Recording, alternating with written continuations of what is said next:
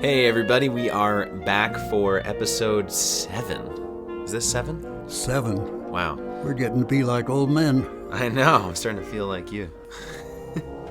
Yeah, so we're back with episode 7 today on In the Right Direction. I'm here again, my name's Mickey. And my name is Stanley. And what are we talking about today? We're talking about health and wellness, although I have to tell you, Mickey, I never quite know what wellness means. How is it different from health?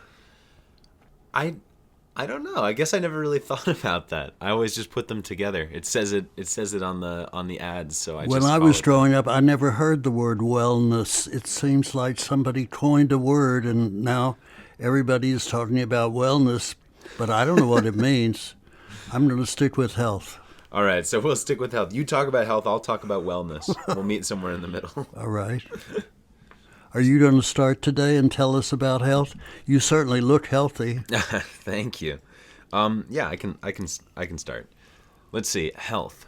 Well, health, I suppose health to me is just taking care of the machine that is your body, similar to like you would a nice car. If you had a Ferrari, you're not going to put, 80, 85, 86, what is the number? 87? I don't know. Clearly I live in New York City and I don't have a car. I don't know what number gas you're supposed to put in a nice car. 93 or something. But you wouldn't put crappy gas into a nice car, and I think it's similarly with health for your body. Like, don't eat junk food, take care of yourself, sleep well, all the general things you're supposed to do. But that's what you do when you're healthy, is maintain. But when you're not healthy, which I've had the luxury of not being unhealthy much in my life. I don't know what you do when that starts to happen. Were there ever any times when you really were unhealthy? Yeah, I had a terrible flu once when I was a kid, maybe 13 or 12 years old.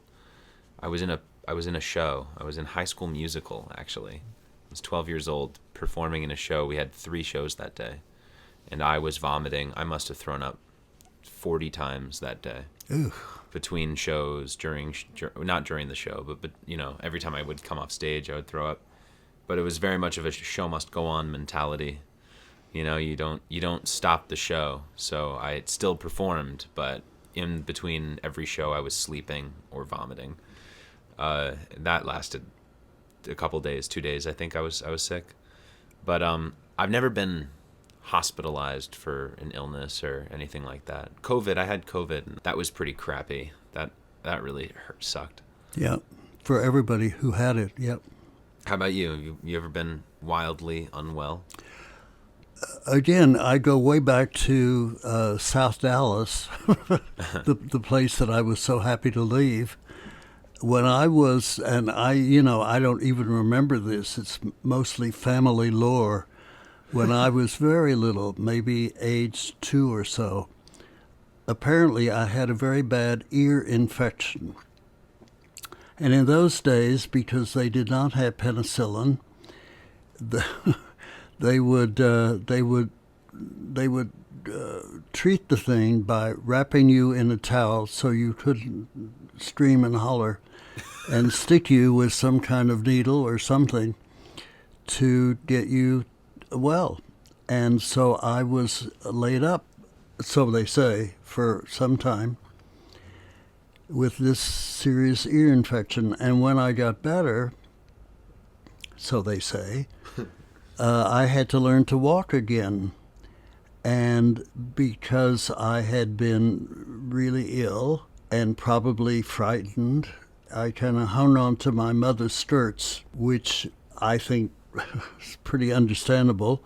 But she seemed to, as again, family lore, not want me to do that. And so she did a bit of emancipating me and leaving me in the charge of the wonderful black lady who worked for us, Maritha, who I loved, or one of my mother's sisters, who took care of me. So yeah, that was not great.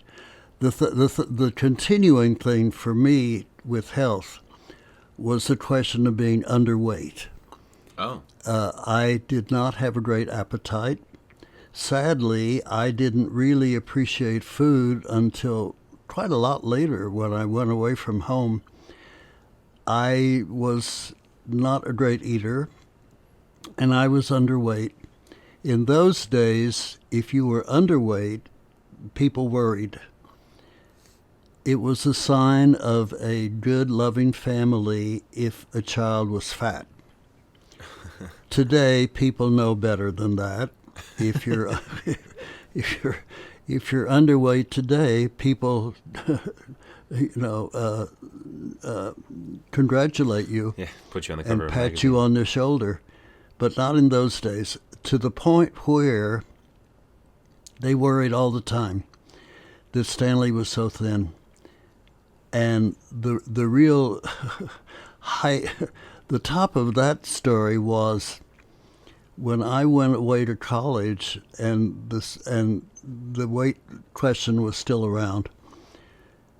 I remember very well. I came home for summer vacation one of those years from college, and the doctor told my mother that her son, had to put on weight during the summer, or he was going to put me in the hospital, Oh my. which scared me, of course, and I guess my mother. And so she prepared this hideous drink of peanut oil and some other liquid, which she would make in the morning, bless her heart, and shake up the jar, and I would have to drink that during the day. And I guess I was so fearful of going to the hospital that I did it. I didn't really begin to gain weight until much later, when I smartly quit smoking, Oh. and then I did gain weight. Yeah, smoking's definitely a appetite curber. When did you start smoking? I started smoking just before I went away to college, because my friend Bubba, who was a Bubba? year, yeah, Bubba still is a year or so older than I, and very handsome, and I had a big crush on him. And he was going to Texas A&M, very macho kind of school, and he smoked, and so of course, why wouldn't I smoke?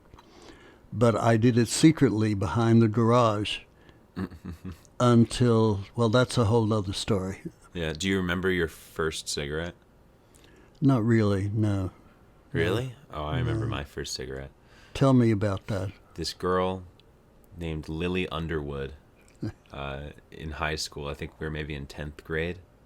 So I was 15. We were going into New York City to go to some under 18 club or something that a bunch of 15-year-olds were like taking the train into New York City to go to some club, and we drank a whole bunch of vodka that someone managed to get with a fake ID. While we were on the train, we drank a whole bunch of vodka in Gatorade bottles mixed with Gatorade, and then Lily was one of the coolest girls in the school. I was just lucky to be hanging out with like a group of people that she was also in, and she smoked.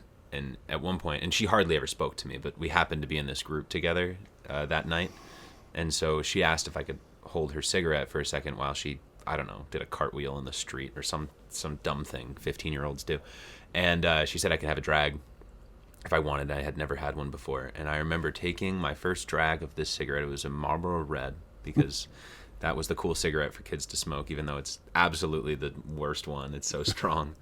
But I took a drag, and then I fell on the floor. Really? Immediately. I got such a big head rush from the nicotine that I fell down. And so she laughed at me. So did everybody else. She took her cigarette back. And that was that. But And so that cured you for smoking? no, I smoked. I didn't smoke. I had like every couple parties or so, I would have a cigarette throughout high school. Maybe I probably had 6 cigarettes from 14 to 18. But then when I went to college, I smoked for my first semester. It was a great way to make friends. You know, you buy a pack of cigarettes and you have 19 friends in one cigarette. Yeah, yeah. So it was, and I always made the deal, you know, that if somebody asked me to bum a cigarette, I'd say, yeah, but you have to smoke it with me. Oh, really? Yeah, so then any stranger on the street, if you had a pack of cigarettes, it's like all of a sudden a guaranteed 4-minute conversation. So that's how I used cigarettes. I also smoked weed a bit in college, and whenever anyone would go out to smoke weed, you would always have a pack of cigarettes with you too, just in case the school police, Department of Public Safety, if they were walking around and saw you in the soccer field at night, they'd come out and say, "What are you doing out there? Are you smoking weed?" And you would say, "No, no, no, just cigarettes." And you'd pull out the cigarettes. That's very clever, I guess. Wow. So, but I stopped smoking after like 6 months, really. I never got into it. I think you were lucky because there's no question that it is an addiction. Oh, yeah. At least it was for me. There are people who are social smokers, but that was not me. I was dedicated to it, and it took a long time before I quit, and then only because I developed a cough that I had trouble getting rid of. In addition to which, by then everybody that I knew, pretty much everybody had quit smoking. But in the early days, if you were in the groove, you smoked. Everybody smoked. Girls and boys both. Through college, when I was in college, nobody knew any dangers from this. The smell that I can't stand now, it must have been there, but It colored like 40 years of your life. Yeah, that smoke. I don't think it bothered me, even in a closed up dormitory room, right to the side of Lake Michigan when it's freezing cold, and you keep the windows shut. But I still smoked. Oh my but then, gosh. but then everybody did. It was just common. It was a big deal when I confronted my family about that. I've written about it. It was terrible. My father looked at me as if I had murdered someone. He said, "You are the only one in this family who has ever done that," which happens to have been true. And he didn't like it, but I did it anyway. And finally, got rid of the habit, but it was only after a couple of decades of smoking, like I just had to. I mean, it didn't matter whether I was feeling well or not feeling well. I had gum surgery, and gum surgery, in case nobody has ever done it, is very painful. Your whole mouth is ugh. Didn't keep me from smoking. No. Well, I did do the vape thing for a little while. All the kids my age are smoking little robots, basically. What are those like? They taste like bubble gum or strawberry, or Really? I mean, they're flavored, yeah, and there's no tobacco leaf or anything. So it's here I am pretending I know what's in it. It's some kind of oil or chemicals blend that has nicotine in it. Oh. They're highly addictive. They're delicious, and you can smoke them inside or anywhere. It doesn't smell like cigarettes do. There's no residue. So people like them, but it's such a new invention that there's no long-term science on the negative effects. Similarly to cigarettes, when you were growing up, there was no science or studies to determine the effects of cigarettes on your heart or your lungs. So it's kind of the same thing. So I've stopped doing the vaping, but I mean, my sister does it, and I have family members that do it. I have a million friends that still do it. Really? Yeah, and I'll hit one every once in a while if a friend has it, because nicotine is just a wonderful drug. I would like you to talk a little bit about the business of rock climbing. Oh, in terms of that you have spoken to me about a little. Yeah, the positive side of healthy habits. Yes. Yeah, so I'm an avid rock climber now. Mostly bouldering. Again, live in New York City, so there's not a whole lot of outdoor climbing that's accessible to me in terms of big mountains or big walls. So mostly indoor gym climbing, and then bouldering outside in Central Park and the Power Lines in New Jersey, or the Gunks, the Shawgunks, which is like an hour and a half north. So I got into it in 2019. I started climbing. I mean, I always had climbed rocks when I was a kid, but not for real with climbing shoes and learning technique and all that stuff.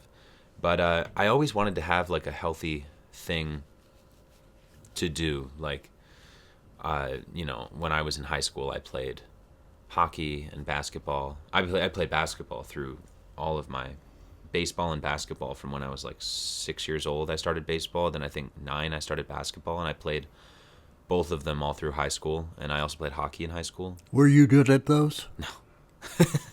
No, I consider myself generally athletic, but I'm not an athlete.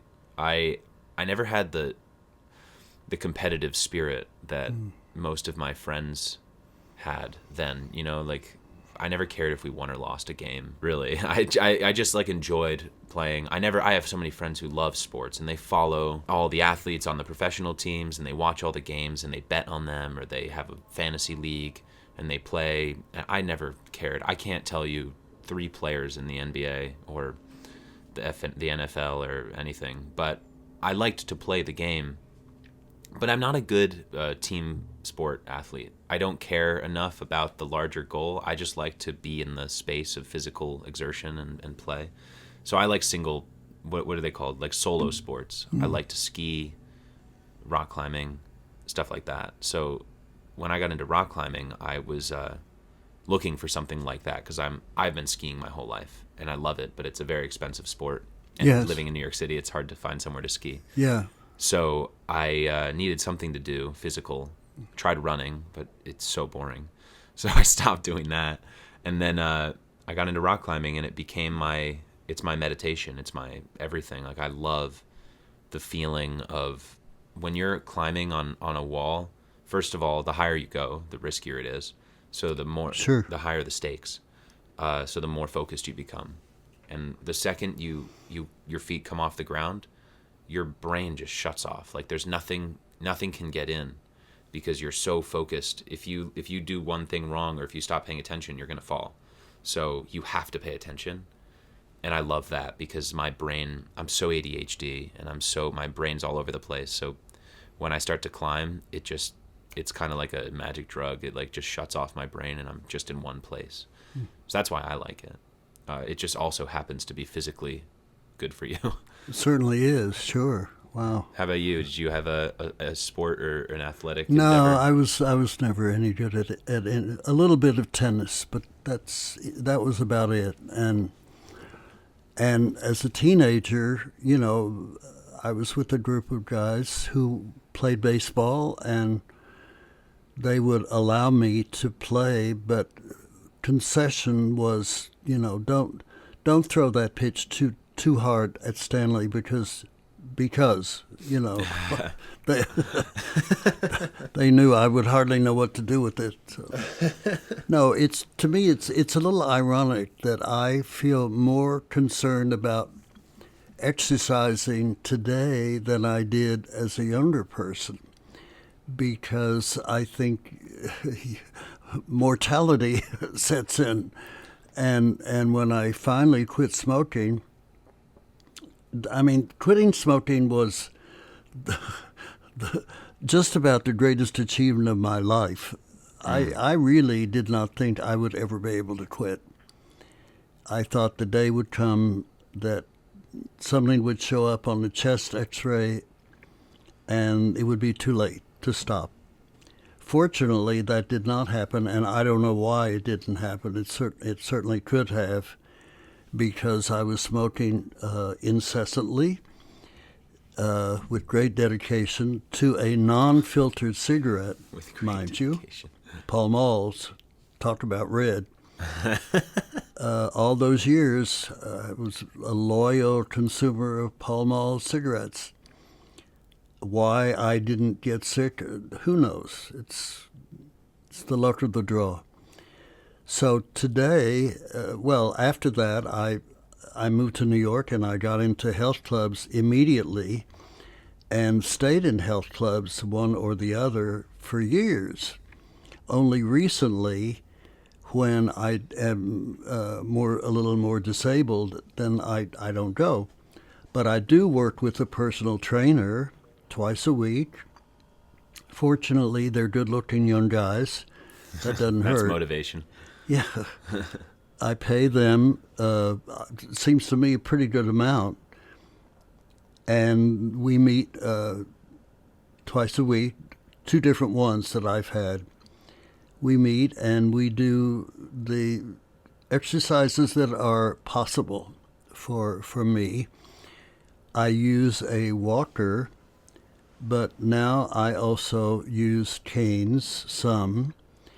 I went into a walker because I was using a couple of canes, but they were not keeping me from falling outside. And that led to getting the walker. Now I'm trying to pick up using canes again, and we'll see what happens. I think if you are lucky enough to have lived as long as I have, you really appreciate good health. Yeah. In ways that you may not have when you were young and took it for granted. I think people talk. I think we talked about this last week too. But people say it all the time that like, when you're healthy, you never think about it. You never, you think about why so and so didn't text you back, or why, how much you hate your job, or this or that. Well, all the stuff that bothers you in your head. But then the second you're sick, nothing matters except for being healthy, and it's the only thing that you want or can focus on. And then the second you get healthy again, you take it for granted all over again, and you stop thinking about it. That's true. Yep. It's very strange. Have you found that as you've gotten older and you've started to use walkers and slowed down a little bit? When I'm looking around in the city and I see everyone moves so fast in the city, people are walking at the speed of light. Basically running everywhere they go. And when I see someone who's older walking slow, I imagine that it is frustrating to them to have to go as slow as they do. Or is it just kind of as your life starts to, as you start to have to slow down physically, you kind of just, time slows down a little bit more and you begin to just move at a slower pace? I think there's a self-protectiveness that enters in there. You sort of look around and you think, well, too bad for them. If I bother them by going slow, well, that's their problem, not mine. What I do now, I really, in the last maybe 2 years or so, have decided that I'm not going to go out by myself. I like to get outside, goodness knows, and I do as much as I can, but with someone. Yeah. I don't feel, nowadays especially, I don't feel comfortable with all the craziness that one hears about and sees reported on television, people getting knocked on the head for absolutely no reason. And I don't mean just in the subway, I mean even just walking down the street. So that I think I probably present myself as a fairly frail person, and so I don't want to go out by myself, and Yeah. I don't. Wow. Yeah, it's funny. I suppose that, why would I think about it that way? I imagine if I was a little more fragile in that sense, I'd probably think about it. But has it been strange to find yourself like not wanting to go outside anymore, or is it? Yes, it is strange, and I don't much like it. Yeah. I've certainly given up traveling. I traveled a huge amount over the years. I don't anymore. I probably won't anymore. I miss that, and I miss being able to just go out and have dinner by myself, which I used to do fairly often. I just don't do that anymore. And yeah, it's something that I miss, but not to the point of shedding tears about it. That's just how it is. I am very comfortable the way that I live, and I'm very lucky. I say prayers of thanks for my life every single day, no exception. I am just blessed on all sides, starting with still being alive at this age, and many other blessings as well. Living in the country where you and I both live, a free country so far, thank goodness, and many other things, having a comfortable place to live and wonderful group of friends, including yourself. So, yeah, it's, you, you have to compromise as you get older. Yeah. Do you find that as your health declines, that it is replaced with a sense of sort of grace, or I don't want to use the word wisdom because I think that it's an overused word, but like a sense of understanding. I have a family member who's pretty unwell and has a difficult relationship to health, and I've noticed, at least with her, that in place of her health, she's gained a lot of grace, a lot of patience, a lot of willingness to compromise and sacrifice, and just an overall understanding or appreciation for things that I think people who are healthy don't even get the opportunity to consider those things, because when you're healthy, you're kind of robbed of the chance to endure the suffering or the compromise that you have to have when you're not healthy. Do you try and help that person at all? As best as I know how, I don't know if I'm equipped to help the way that they need it, but I try to offer the help in the way that I'm equipped to give it. And when it's accepted, that's wonderful. And when it's not, I just have to learn the lesson of, like, Yes. just because you don't have what someone's asking for doesn't mean that you're not useful or beneficial to them. I believe that people have a responsibility, to the extent that they're able to be healthy and to have a positive attitude if possible. I know a couple of people who do not, and it bothers me that even though they seem on the surface to be okay and to have a good life, the glass is always half empty with them. Just always half empty. And I don't want to be that way. I want to live as fully as I can for a little while longer, I hope. I think it's amazing that I ever got to this age. I don't know what I did to get that, but here I am, and I'm going to make the most of it. Yeah. With limitations, of course. Sitting here and doing this, by the way, is a wonderful new venture for me. I know you and I have talked about this, and I feel like we're raising a flag and sending out an advertising thing for ourselves. But I do believe that. For me, it's a new opening at a time when I didn't expect any. And I love it. It's great. Oh, that makes me happy. Yeah, you really you strike me as a very positive person, for someone who defines themselves as a bit of a worrier or some, as you've said, or an introvert or so on.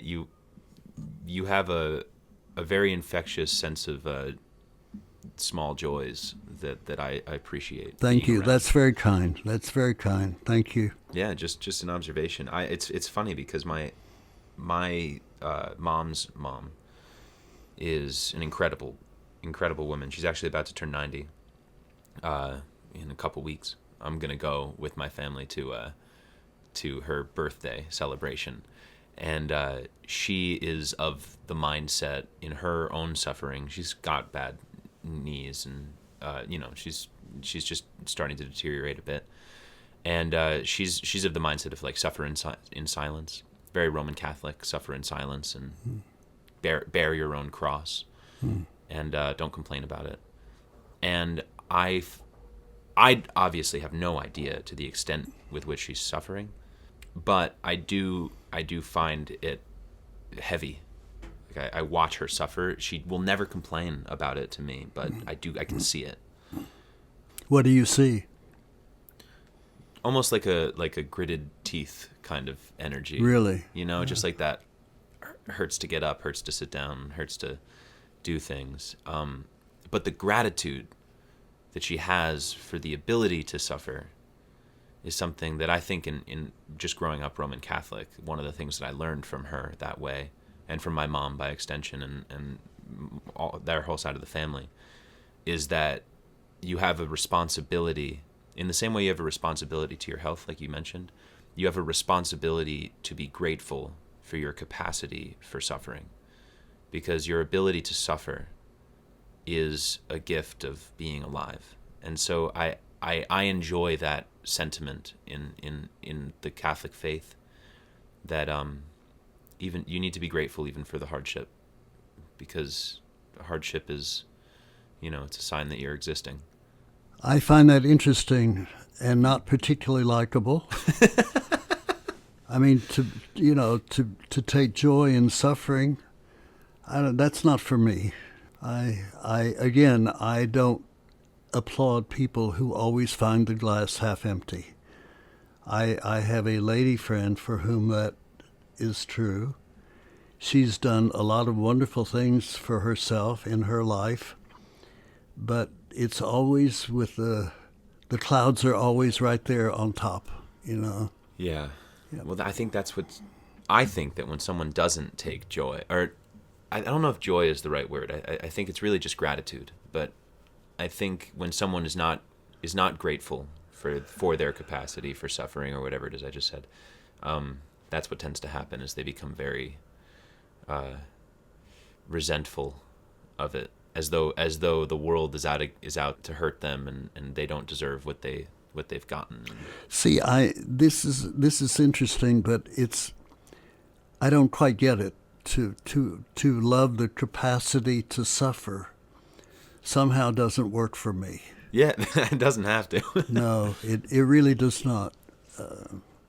Capacity to see through suffering and still get some joy out of life, that I can see. But the capacity to suffer, I'm not sure I could buy that. Well, yeah.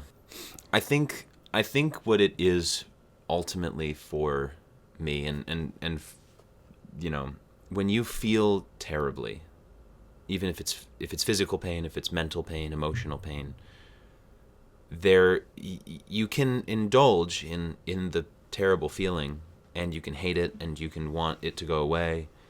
But I think there has to be an aspect of you that appreciates the fact that you're alive and can feel that way. Because even when it's terrible, the alternative is worse, which is that you're not here at all and you feel nothing. And I think that if you always keep that in the back of your mind when you're suffering, that's where the gratitude comes from. No matter how bad it gets, it's better than not being around. I can buy that. Yep. Yeah, you got a deal there. Yeah, you're a convert. Well, you're a smart guy. Yeah. Well, that's all my grandma.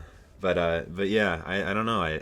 I think it's ultimately, I just haven't been unhealthy or suffered enough to really know. Good for you. Thank you. No. Well, you look like the healthiest guy in the world, so that's good. And you work to be healthy too, so yeah, it's good. As do you, which I think is admirable. Try. Yeah. Well, it's working so far. Getting rid of the cigarettes was it really was miraculous. Yeah. I didn't think it would ever happen, and I'm very happy that it did. And I have very little tolerance for people who smoke today, of course. Yeah. Nothing like a convert. Yeah. No, you're born again. A born again non-smoker. Yeah. Yeah, let's see what time we're at here. Oh my. All right. I think we should wrap it up then. Maybe it's time to go have a cigarette. Stanley, thank you again. Episode 7, as always, wonderful. Likewise here. Spend it with you. What are we going to do next week? Have we decided? It'll be a surprise to our listeners. Yeah, and to us. All right, I'll see you guys, or you'll hear us next week. Okay. Bye, Mickey. Bye, Stanley.